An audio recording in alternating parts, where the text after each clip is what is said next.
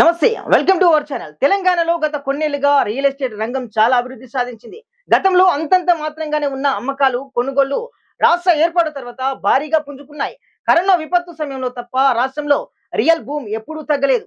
కానీ రాష్ట్రంలో కొత్త ప్రభుత్వం వచ్చిన తర్వాత రియల్ ఎస్టేట్ రంగం పూర్తిగా డీలా పడిపోయింది. కాంగ్రెస్ సర్కారు వచ్చిన తర్వాత రియల్ ఎస్టేట్ రంగంలో ఉన్నవారు పూర్తిగా కన్ఫ్యూజన్ లో పడిపోయాయని కూడా అంటున్నారు.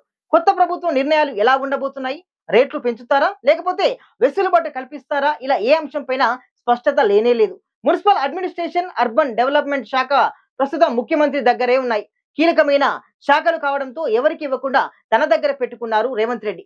ఇటీవల రేరా మాజీ సెక్రటరీ శివ బాలకృష్ణ అరెస్ట్ తర్వాత ఫైళ్లని ఎక్కడివక్కడే ఆగిపోయాయంటున్నారు.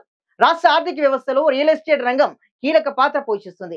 అలాంటి రంగంలో స్తబ్దత వస్తే మంచిది కాదు. అలాంటప్పుడు రాష్ట్ర ముఖ్యమంత్రి చొరవ తీసుకుని సమస్యను పరిష్కరించాలి. అవసరమైతే దీనికోసం ప్రత్యేకంగా సింగిల్ విండో విధానాన్ని ఏర్పాటు చేయాలి. కానీ ఇప్పటి వరకు అది జరగడం లేదు. పైగా తాను ఏ ఫైల్ ను ఆగమేఘాల మీద క్లియర్ చేయబోనని పూర్తిగా పరిశీలించి అవగాహన వచ్చాకే చేస్తానని, అంతంత మాత్రంగానే ఆలస్యం అవుతుందని భావించవద్దని స్వయంగా సీఎం ఓ అధికారిక కార్యక్రమంలో రియల్ ఎస్టేట్ రంగ ప్రతినిధులను ఉద్దేశించి మాట్లాడారు. సిటీ శివార్లు శాటిలైట్ టౌన్షిప్స్ కడతామని పదే పదే చెప్పుకుంటున్న సీఎం రేవంత్ రెడ్డి ఇప్పటికే ఉన్న అన్ని అనుమతులకు సంబంధించి తాత్సారం చేస్తున్నారనేది కూడా అర్థం కావడం లేదు. ఇందులో ముఖ్యమంత్రికి ఉన్న ప్రత్యేకమైన ఆసక్తి ఏంటనేది తెలియడం లేదని రియల్ ఎస్టేట్ రంగ ప్రతినిధులు అంటున్నారు. ఇది ఎప్పుడు కుదిరపడుతుందో కూడా అంతు పట్టడం లేదని చెబుతున్నారు. కోట్లాది రూపాయలు పెట్టుబడి పెడితే అనుమతుల దగ్గర ఆలస్యం అవుతుందన్నపై తమపై తీవ్ర ఆర్థిక భారం పడుతుందని పలువురు ఆవేదన వ్యక్తం చేస్తున్నారు.